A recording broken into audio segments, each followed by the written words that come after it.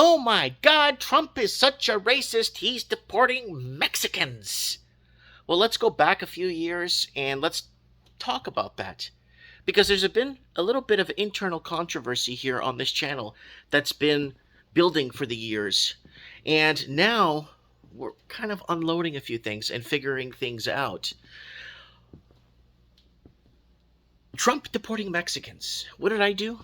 Well, I started making videos about the mass deportations of Portuguese from Canada. Massive amounts of Portuguese deported from Canada. And a lot of people were like, oh, Canada will never do that. I never heard of that. Canada never did that. Canada would never deport people like that. And okay, but Trump's a racist and Trump is deporting illegal Mexicans. Well, Portuguese being deported from Canada, it's Canada. Canada could do whatever they want to protect their citizens, the sovereignty of the country, and to protect what it is to be a Canadian. But it all falls apart now with ChatGPT. Now, I looked up, very simply, deportation of Portuguese in Canada in 2007 and 2008. And this is what I got. In 2007 and 2000, let me set this up straight here for you guys. In 2007 and 2008, Canada experienced a wave of mass deportations of Portuguese families, primarily in Toronto. The events were marked as a series of raids and checks, as well as the holding back of students in high schools who spoke Portuguese. The actions were controversial and sparked significant amount of public outrage and criticism. So, what happened to the 290 news articles surrounding this whole thing? They're gone. After Trudeau bailed out all the mainstream medias, anything that had to do with Canada deporting any Portuguese of the 47,000 families that were deported were gone. The mass deportation of Portuguese family began in in earnest of summer of 2007, when the Canadian immigration officials began conducting raids at the Dufferin Mall in Toronto.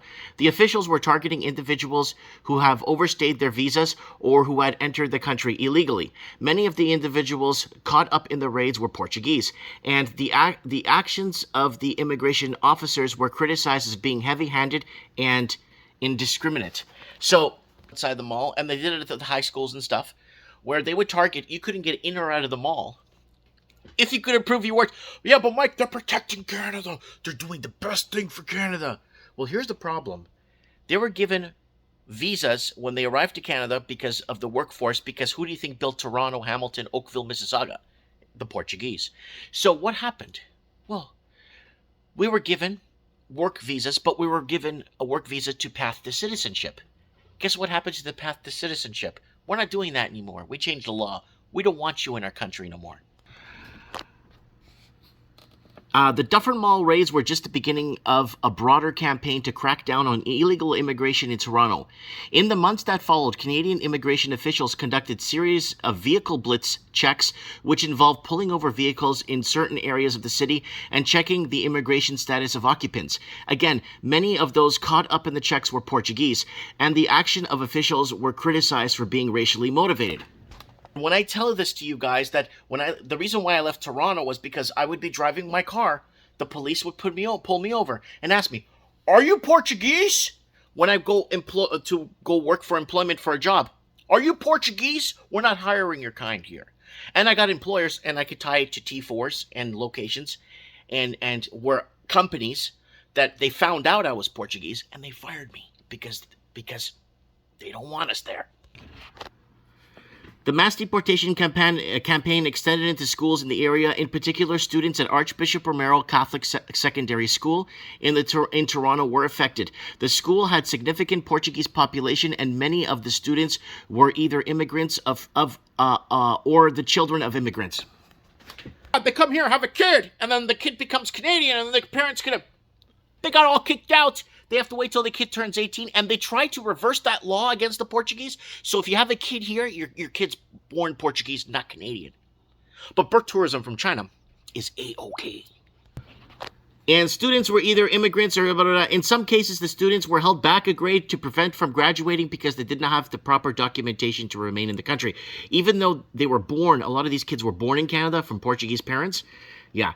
The actions of the Canadian immigration officials were widely criticized by the public, and Many people saw the campaign as an unjust and discriminatory. In particular, members of the Portuguese community in Toronto felt that they were being unfairly targeted by the authorities.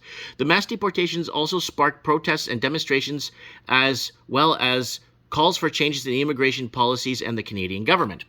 The big protest they had in Queen's Park, hands off the Portuguese, that was all over, circulating all over newspapers. I even had a friend from Venezuela call me. He's like, Mike, what are they doing to you guys up there, to the Portuguese in Canada? From Venezuela, on the news in Venezuela and Caracas. In response to the criticism, Canadian officials defended their actions, stating that we are necessary. We're necessary to uphold the country's immigration laws and protect its borders. However, many people felt that the actions were excessive and they violated human rights of those who were caught up in the campaign. Over time, the controversy surrounding the mass deportation died down, but the events of 2007 and 2008.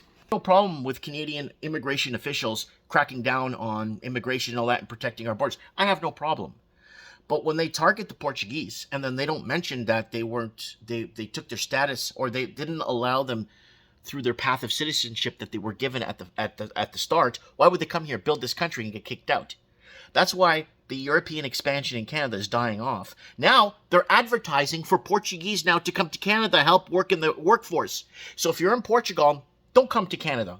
They're just going to kick you out when they're finished with you. So, but the events of 2008 continue to be remembered as a dark chapter in Canadian immigration history. The Dufferin Mall raids, vehicle blitz checks, and holding back of Portuguese students in Toronto are all seen as examples of heavy-handed discriminatory actions by the Canadian authorities. They also highlight challenges and complexities of immigration policy and in a globalized world, and they need to be balanced security concerns and human rights, civil liberties. I'll say, when I tell people, well, they deported scores of Portuguese families. The Mercer Report did something about this on YouTube. Just type in Portuguese deported Mercer Report. So this has been a very big, little controversial back-end thing here on this channel for years. And why did I bring this up, or why? Who cares? The reason why I brought this up was because Trump was deporting Mexicans, the evil Trump, the racist. But then you say, well, Canada deported scores of Portuguese, like 47,000. Well, that never happened. Canada will never do that to the people. Canada loves its people. So, no, Canada did it, and they did it very heavy-handed, and they were targeting Portuguese. And watch the Mercer Report. So, now, in light of this. So, if you look it up, you'll find here, see,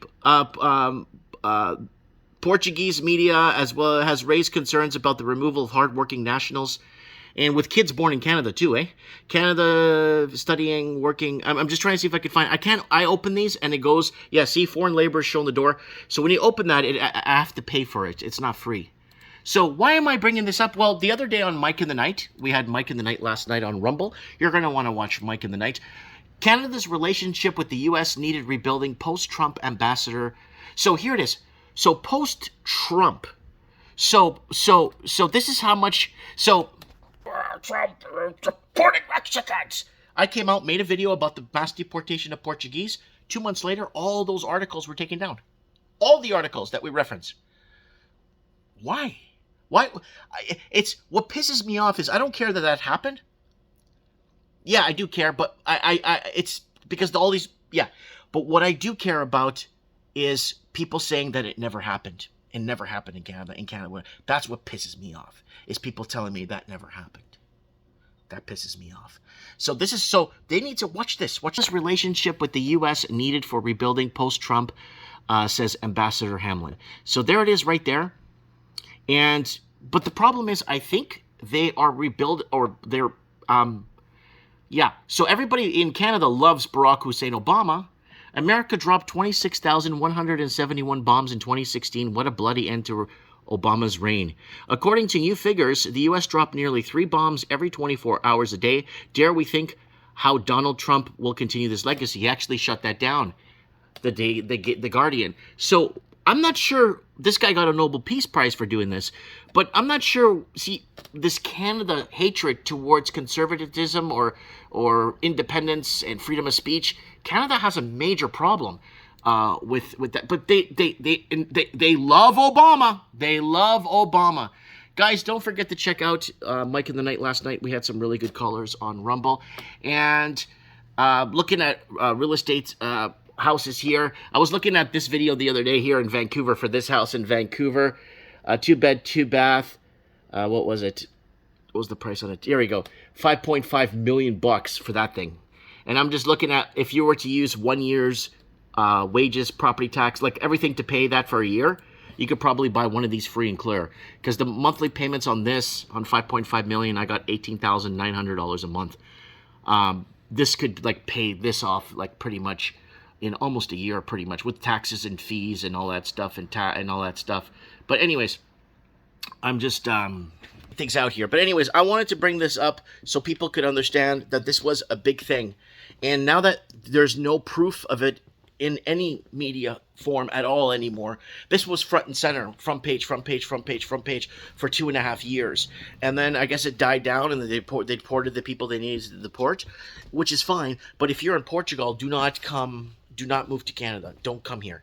They're going to get you to build the cities because they need for the real immigration that Canada wants to come in so they could kick the Portuguese out.